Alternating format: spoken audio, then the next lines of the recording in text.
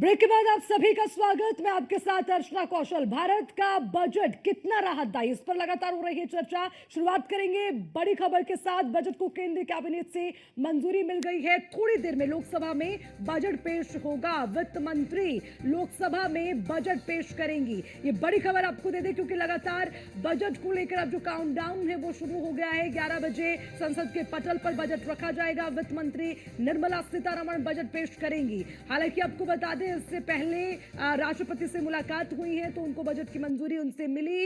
राष्ट्रपति भवन पहुंची थी वित्त मंत्री निर्मला सीतारमण और उसके बाद कैबिनेट की बैठक को लेकर भी हमने जिक्र किया। और अब उसी के साथ अपडेट ये कि बजट को केंद्रीय कैबिनेट से भी मंजूरी मिल चुकी है। ये बड़ा अपडेट आपको दे रखे हैं। बजट को केंद्रीय कैबिनेट से मंजूरी मिल गई है। बस अब थोड़ी देर का इंतजार और थोड़ी देर में लोकसभा में पेश होगा बजट और बजट पेश होगा तो उसी के साथ इस बार 2025 में बजट की जो तस्वीर है वो भी साफ हो जाएगी। वित्त मंत्री लोकसभा में बजट पेश करेंगी, वित्त मंत्री निर्मला सीतारमण। और देखिए लगातार तस्वीरें आपको दिखा रखे हैं। ये उस वक्त की तस्वीरें हैं जब राष्ट्रपति भवन पहुंची थी वित्त मंत्री निर्मला सीतारमण, जहां उन्होंने राष्ट्रपति से मुलाकात की है, बजट की कॉपी राष्ट्रपति को सौंपी है और उसके बाद वहां से बजट की मंजूरी मिली। अब कैबिनेट की ओर से भी बजट को मंजूरी मिल गई है तो बजट को केंद्रीय कैबिनेट ने मंजूरी दी और अब लोकसभा में ये बजट पेश होगा, यानी कि संसद के पटल पर खुलेगा बजट का पिटारा। वित्त मंत्री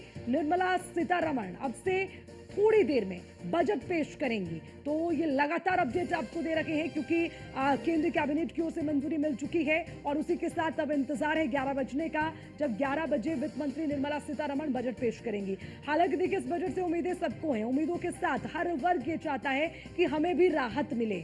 इस बार 2025 में कुछ बड़ा तोहफा हमें सरकार की ओर से मिले और वो तोहफा बजट के तौर पर होगा क्योंकि देखिए बजट में क्या तमाम बड़ी चीजें रखी जाएंगी ये देखना काफी महत्वपूर्ण होगा क्योंकि कई चीजें हैं जिसको लेकर लगातार चर्चा हो रही है।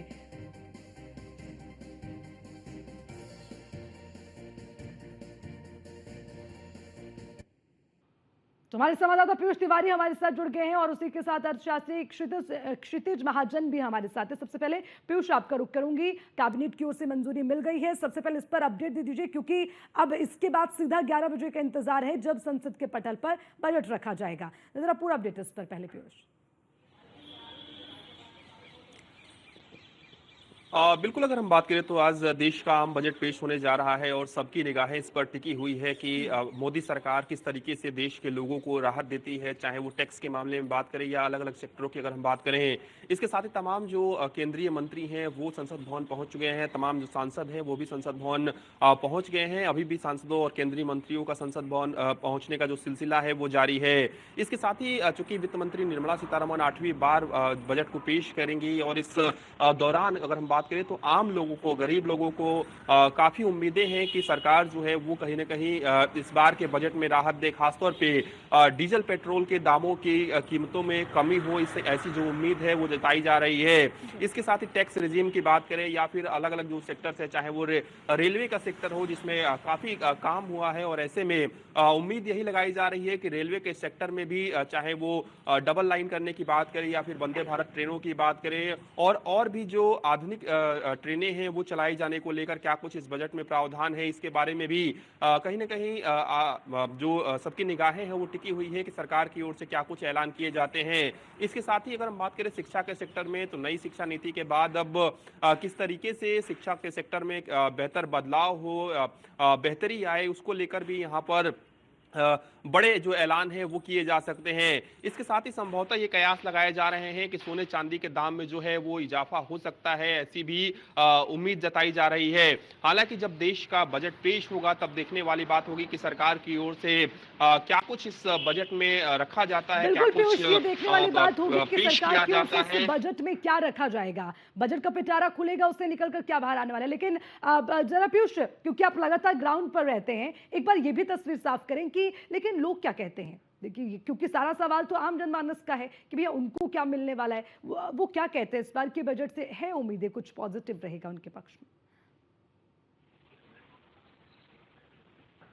देखिए, अगर हम बात करें तो आम लोगों को सबसे बड़ी जो राहत है वो घरेलू चीज़ों में होनी चाहिए, होती है, यानी कि उनकी डिमांड रहती है, मांग रहती है कि जो घरेलू वस्तुएं हैं, खासतौर पे जो किचन का सामान है, जो गृहिणियां यूज करती हैं, उसको किस तरीके से सस्ता सरकार कर रही है, और खासतौर पे जो ट्रांसपोर्ट की व्यवस्था है, अगर उसकी कीमतों में कमी आएगी तो निश्चित रूप से जो महंगाई है उसमें भी थोड़ा बहुत जो कंट्रोल है वो होगा। और सबकी निगाह इस बात पर टिकी हुई कि डीजल पेट्रोल के जब दाम कम होंगे तो निश्चित रूप से किराए में कटौती होगी, किराए में कटौती होगी तो जो ट्रांसपोर्ट का खर्चा है उसमें भी कमी आएगी, और ऐसे में जो महंगाई है वो कंट्रोल होगी। इसके साथ ही गैस सिलेंडर की अगर हम बात करें उसके दाम में किस तरीके से कमी आए, तो आम लोगों को यही चाहिए कि उन्हें बेहतर जो शिक्षा है और सस्ती शिक्षा है वो मिल जाए, सस्ता स्वास्थ्य जो है वो मिल जाए, क्योंकि आयुष्मान योजना की बात करें उसमें भी बड़े बदलाव जो है वो हो सकते हैं, और भी लोगों को जो राहत है उसमें दी जा सकती है।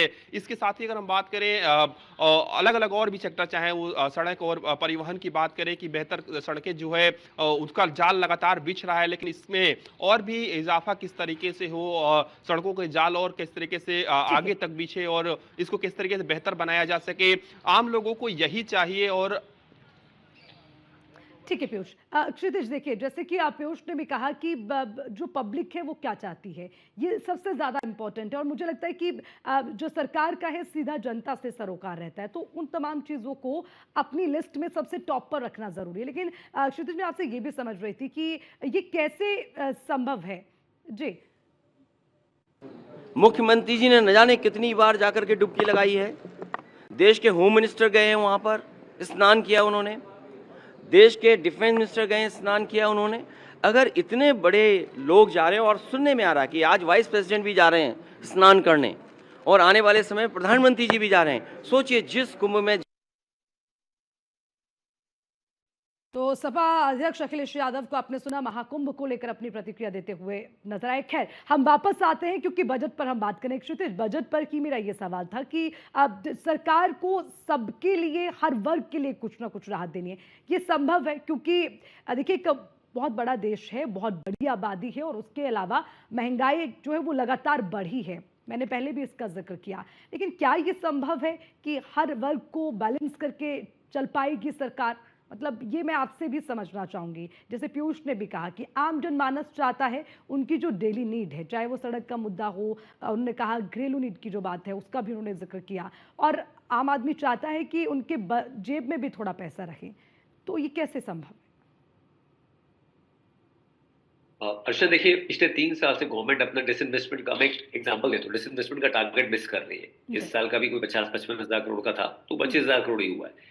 मेरे कहने का मतलब है कि खर्चे तो गवर्नमेंट को तो सरकार चलानी है, उनको डेवलपमेंट भी करनी है, एग्जिस्टिंग लोन्स को पे ऑफ भी करना है, इंटरेस्ट भी पे करना है, और पूरा जो फ्रीबीज जहां जहां इम्पोर्टेंट है, मतलब जहां कुछ जगह आपको देना ही पड़ेगा वो आपको देना है। आपको अपने देश के हर वर्ग का, जैसे आपने बड़ी अच्छी बात बोली, हर वर्ग का ध्यान रखना है, तो हर वर्ग को कंट्रीब्यूट भी करना पड़ता है उसमें। अभी बार बार हो क्या रहा है, एक जो माइंडसेट लोगों के अंदर, एक जो एक बात दिमाग में आ रही है, जो टैक्स पेइंग पॉपुलेशन है, दैट उन पे बहुत ज्यादा प्रेशर आ रहा है, और वो सही भी है देखा जाए कहीं ना कहीं।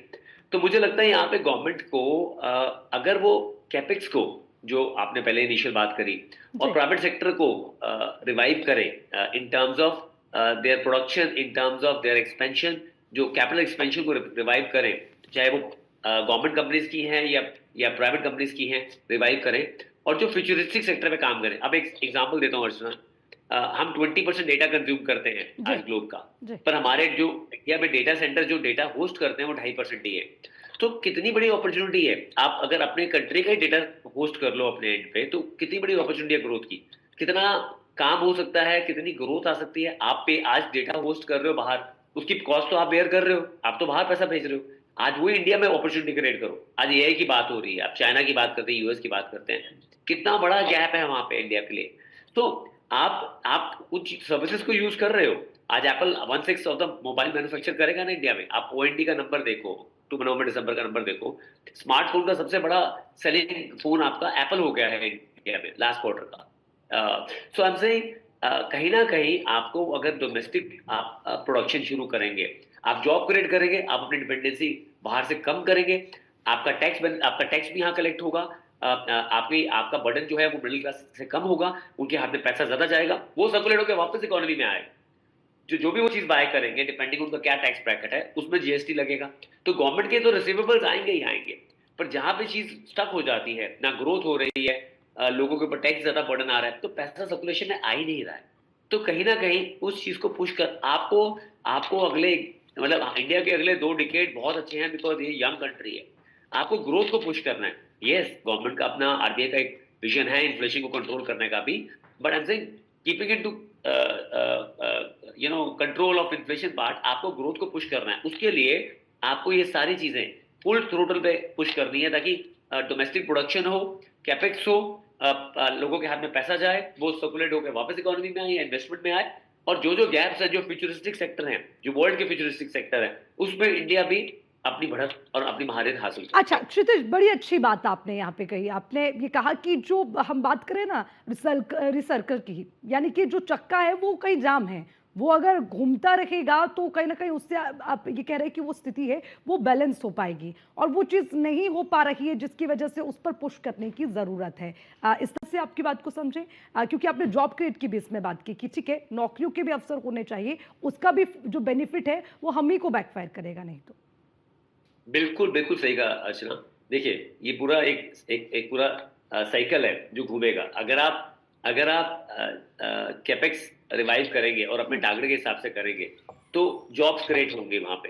अगर आप डोमेस्टिक प्रोडक्शन पे फोकस करेंगे, जो मैंने कहा अपॉर्चुनिटीज है, जैसे मैंने एक डेटा सेंटर्स की बात करी, एआई की बात करी, आपको मोबाइल मैन्युफैक्चरिंग की बात करी, पीएलआई आप देंगे उनको कि प्रोडक्शन के इंसेंटिव दे रहे हैं, तो ज्यादा से ज्यादा लोगों की जॉब भी लगेगी, आपकी डिपेंडेंसी एक्सपोर्ट पे भी कम होगी और इंपोर्ट पे भी कम होगी, और आप एक्सपोर्ट भी करना शुरू करेंगे। और उसके साथ क्या होगा, जब लोगों के पास जॉब्स आएंगी और उनके टैक्स ब्रैकेट थोड़े कम होंगे तो उनके हाथ में सरप्लस फंड्स भी आएंगे। फंड्स आएंगे तो वापस वो स्पेंडिंग करेंगे या इन्वेस्ट करेंगे तो वो इन्वेस्ट कंपनीज में ही करेंगे या बॉन्ड्स में करेंगे, डिपॉजिट में करेंगे। स्पेंड करेंगे तो गवर्नमेंट को उसके थ्रू जीएसटी कलेक्शन आएगा और पैसा सर्कुलेशन में आएगा। तो वो पूरा जो एक साइकिल है वो मूव एक तरह से पूरा मूव करना शुरू करेगा, जिससे आपकी जो हम ग्रोथ की बात कर रहे हैं, India 2047 as a developed country, वो 8% की ट्रेजेक्टरी पे जब आप आ जाओगे एक रियल जीडीपी पे, तो आप देखेंगे वो बहुत कुछ पॉसिबल है। बिकॉज एक एस्पिरेशनल कंट्री है, we have not seen money in the past. एक हर भारतीय एक अच्छी लाइफस्टाइल लेना चाहता है, और उसमें ये गवर्नमेंट सक्षम है अगर कुछ चीजों को ठीक से देखते हुए अपने विजन को आगे लेके चले। ठीक है, आप बने रहिएगा क्षितिज जी। पीयूष, एक और चीज, क्योंकि जब हम बजट की बात करते हैं तो देखिए सरकार जब बजट लेके आती है तो इसे सरकार के लिए या फिर ये कहे कि हर दल के लिए अपने एक वोट बैंक को समेटने की नीति भी समझा जा सकता है, चाहे वो इसमें लोगों को राहत देने की बात हो, महंगाई को कम करने की बात हो, रोजगार की बात हो, योजनाओं की बात हो। तो पीयूष मैं समझना चाहूंगी, क्योंकि इस बार ये मोदी सरकार का उनके कार्यकाल का पहला बजट है, मतलब कि तीसरे कार्यकाल का, तो ये समझे कि वोट बैंक को समेटने की भी एक जद्दोजहद यहाँ पर रहती है इन तमाम योजना और बजट के माध्यम से भी, तो ऐसा कुछ रहेगा इस बार?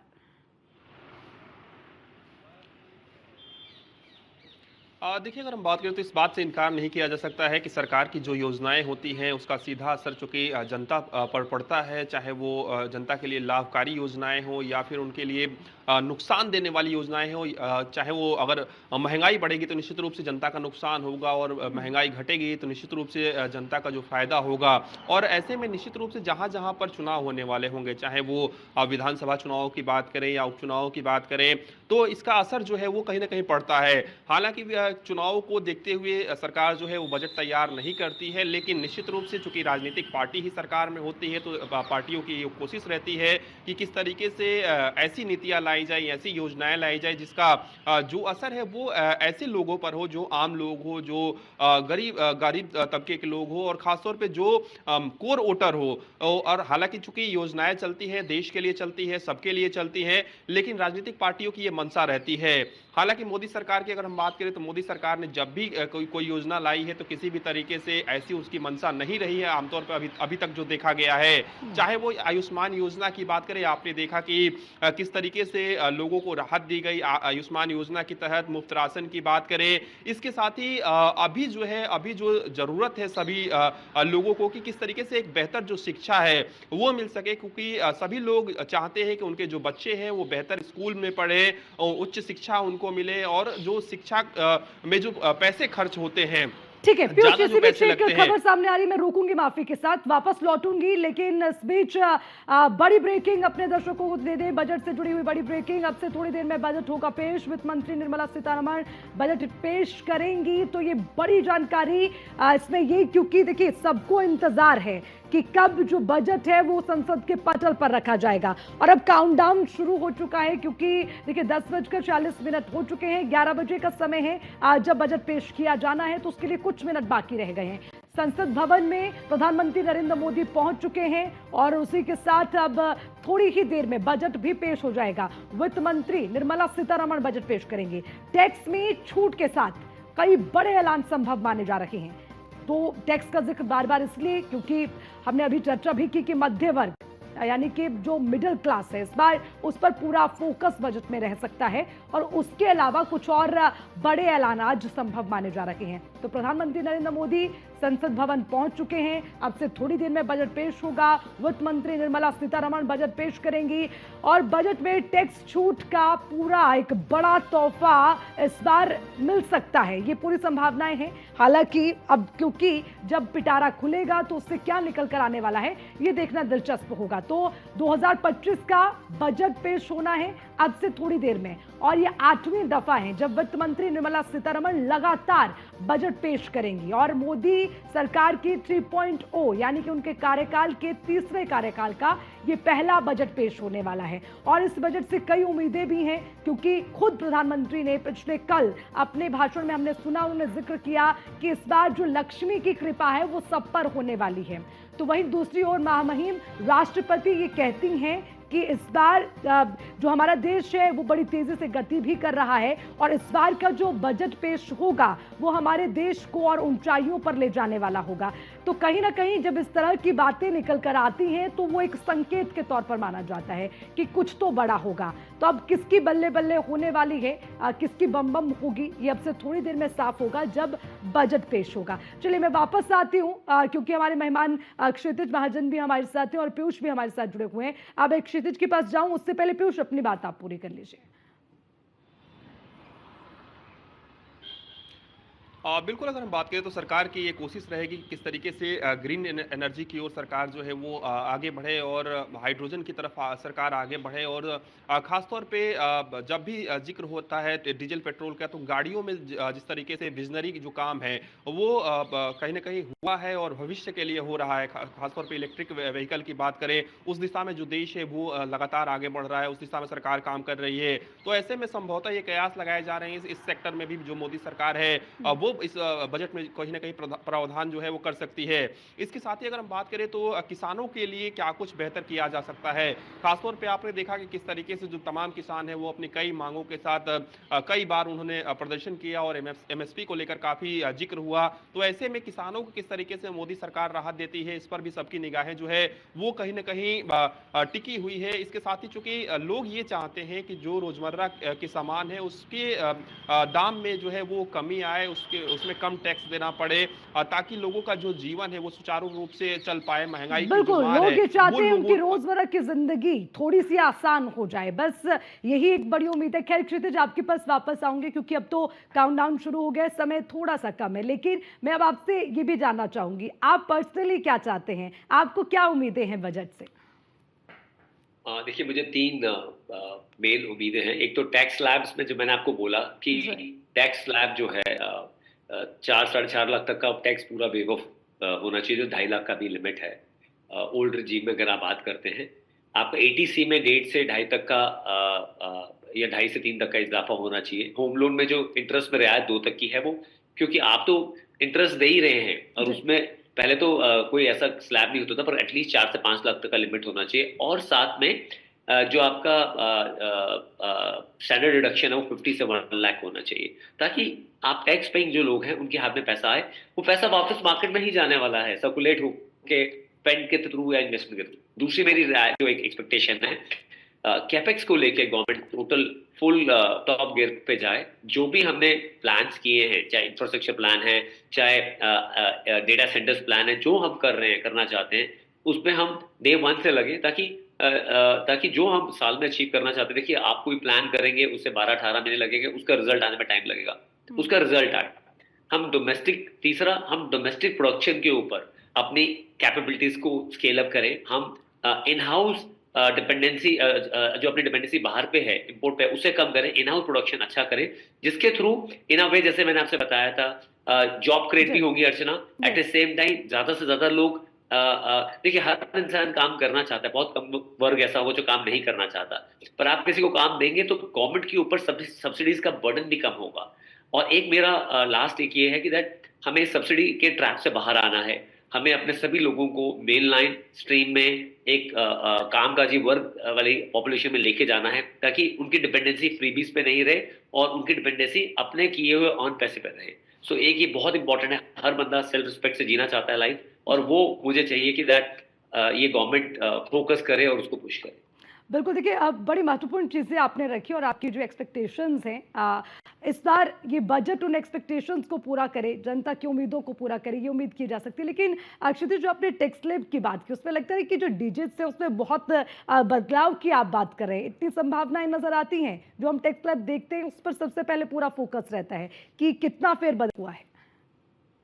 अच्छा, पॉसिबल है वो इसलिए मैं कह रहा हूँ पॉसिबल है बिकॉज गवर्नमेंट डिजिटली बहुत सेवी है और वो ज्यादा लोगों को इस दायरे के अंदर लेके आ सकती है। जो बिजनेस वाले भी हैं जो अब तक टैक्स स्लैब में नहीं थे, लेके आ सकती है। तो मैं सिर्फ यही बोल रहा हूँ दैट उसमें होगा क्या कि दैट जब बात कर रहे हैं लक्ष्मी हाथ में आए, तो उसके लिए ये जरूरी है दैट ये 3-4 चीजें स्लैब्स जो है इंपॉर्टेंट हो। आप देखिए होम लोन, जब मैं घर की बात कर रहा हूँ, सिंपल एग्जांपल देता हूँ, अगर आप रियायत देंगे लोगों को इंटरेस्ट में, क्योंकि इंटरेस्ट भी तो वो दे रहे हैं और उसमें सिर्फ 2 लाख का तक का इंटरेस्ट आप अगर आप वेव ऑफ कर रहे हैं, तो बाकी पे तो आप टैक्स दे रहे हैं और इंटरेस्ट भी दे रहे हैं। तो अगर आप रियायत देंगे तो ज्यादा लोग घर लेने में भी जुटेंगे साथ में, तो हर बंदा अपना घर लेना चाहेगा। तो जहां जहां आप रियायत देंगे वहां पे कंजम्पशन आपका पुश होगा ही होगा। एक लास्ट चीज मैं बोलना भूल गया था कि रेट कट भी गवर्नमेंट करे depending on inflation taking into account.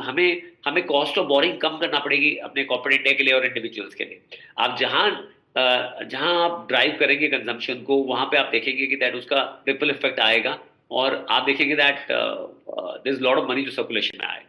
बिल्कुल, देखिए क्षितिज, बार बार एक जिक्र आपने किया अपनी इस कॉन्वर्सेशन में जो हम डिस्कस करते रहे, लक्ष्मी पर फोकस हुआ है, क्योंकि प्रधानमंत्री ने इस बात को कहा है और अब हर कोई, आप ही नहीं हर कोई इस पर फोकस कर रहा है। खैर, क्या बजट ने इस पर फोकस किया, ये देखना बड़ा दिलचस्प रहेगा। क्षितिज, बहुत बहुत शुक्रिया न्यूज़ 1 इंडिया को समय देने के लिए। पीयूष, आप नजर बनाए रखिएगा, शुक्रिया तमाम जानकारी के लिए। तो हम बात कर रहे हैं बजट की, बजट कितना राहत वाला होने वाला। अब देखिए, आप बिल्कुल अपनी घड़ी की तरफ नजर मार सकते हैं और देख सकते हैं कि जो काउंटडाउन है वो शुरू हो गया है। अब से थोड़ी देर में वो तस्वीरें नजर आएंगी जब खुद वित्त मंत्री निर्मला सीतारमण संसद के पटल पर बजट रखेंगी। इस पर रहेंगी सबकी निगाहें। तमाम जानकारी आप तक पहुंचाएंगे, लेकिन यहां रुकना होगा एक छोटे से ब्रेक के लिए।